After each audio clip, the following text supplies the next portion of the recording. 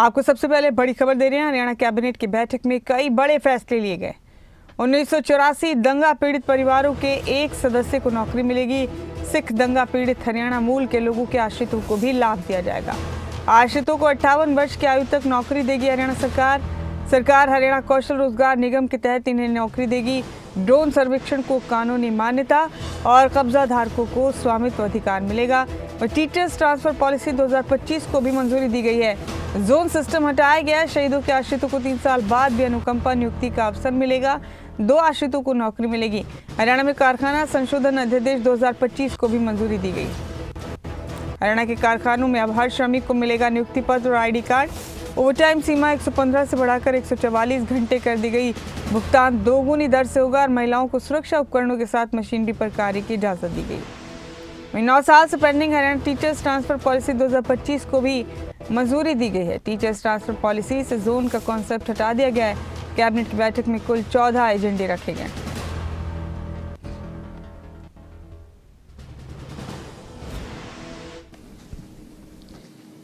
आज कैबिनेट में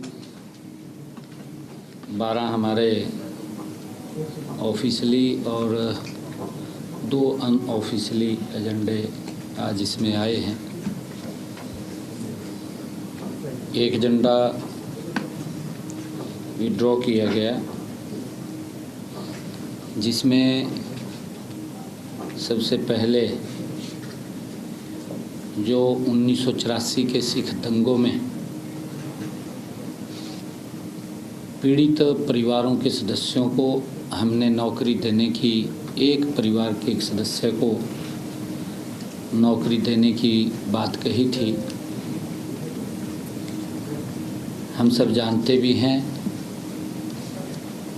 कि आदरणीय नरेंद्र मोदी जी के नेतृत्व में हमारी सरकार ने 1984 के सिख विरोधी दंगों के पीड़ित परिवारों के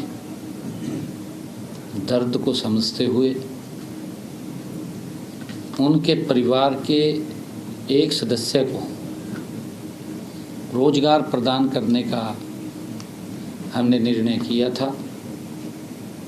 इसकी घोषणा मैंने विधानसभा पटल के ऊपर की थी मानसून सत्र में। अभी ऐसे पीड़ित परिवार के मैंने कहा था कि एक सदस्य को हम HKRN के माध्यम से उनको नौकरी दी जाएगी।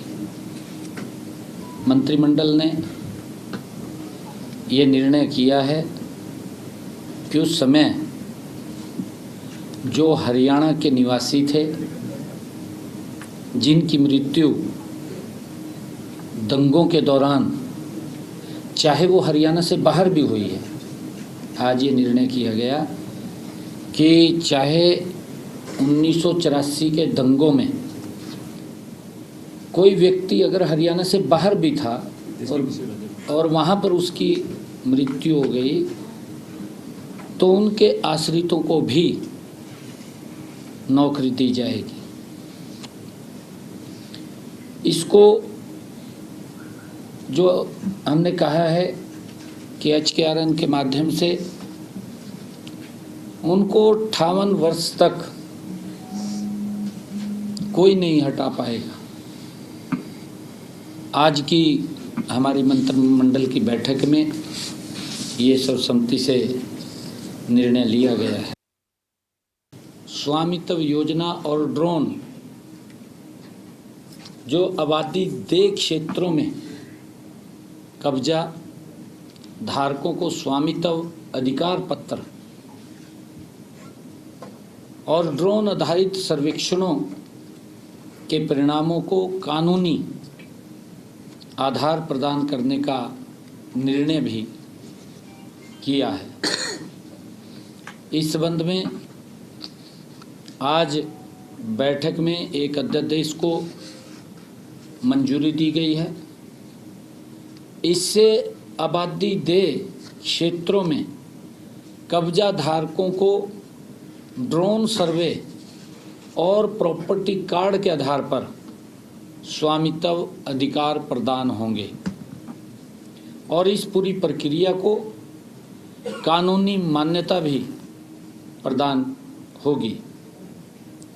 इससे लोग बैंक ऋण सहित गांव के अंदर, क्योंकि इस प्रकार की बातें आती थी कि हमारे नाम नहीं हो रहा, लोग बैंक ऋण सहित अन्य वित्तीय सेवाओं का लाभ भी वो उठा सकेंगे।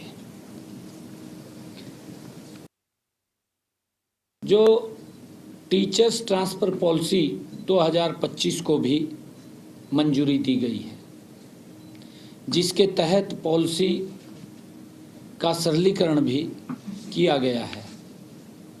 नई पॉलिसी के तहत जोनिंग का कंसेप्ट हटा दिया गया है।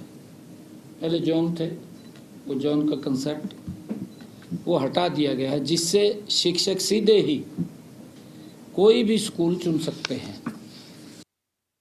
आज की बैठक में हरियाणा मूल के जो युद्ध में जान गंवाने वाले शहीद सैनिकों के आश्रितों को अनुकंपा के आधार पर नियुक्ति के लिए हरियाणा सरकार की नीति में छूट प्रदान की गई है।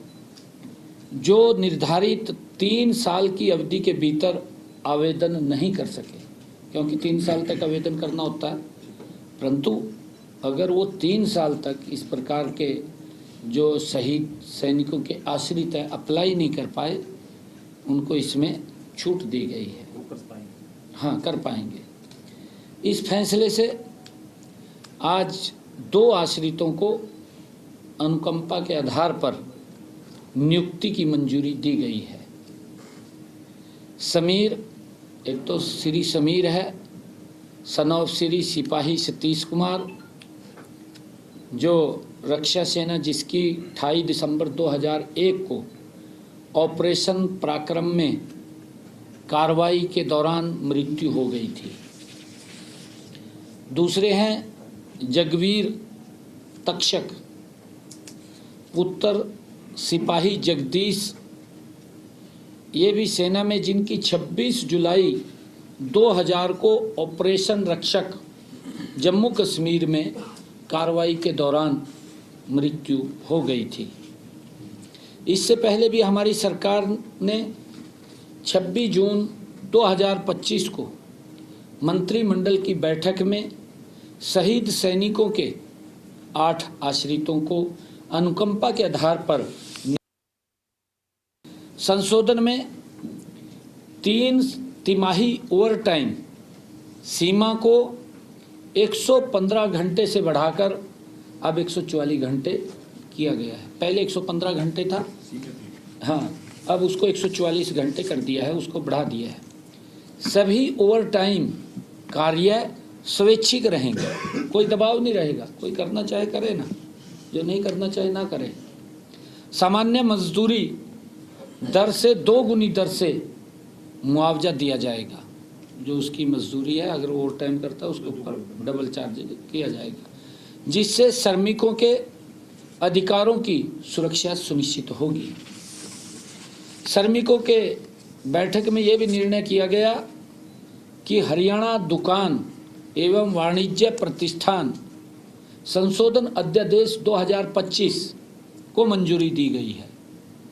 संशोधन के तहत 20 से कम कर्मचारी वाले प्रतिष्ठान दुकान पर हरियाणा दुकान एवं वाणिज्य प्रतिष्ठान लागू नहीं होंगे। उससे छूट दी गई कि 20 से कम अगर किसी दुकान पे वर्कर्स काम कर रहे हैं तो उसको रजिस्ट्रेशन की आवश्यकता नहीं है। पंजीकरण, संशोधन और अन्य कार्य पूरी तरह से एक ऑनलाइन पोर्टल के माध्यम से होंगे, ये भी निर्णय किया गया है। और क्रिमिनल प्रोविजन को भी हटा दिया गया है। सभी कर्मचारियों को आइडेंटिटी कार्ड, अपॉइंटमेंट लेटर दिए जाएंगे। आइडेंटिटी कार्ड भी होगा हर कर्मचारी का, अपॉइंटमेंट लेटर भी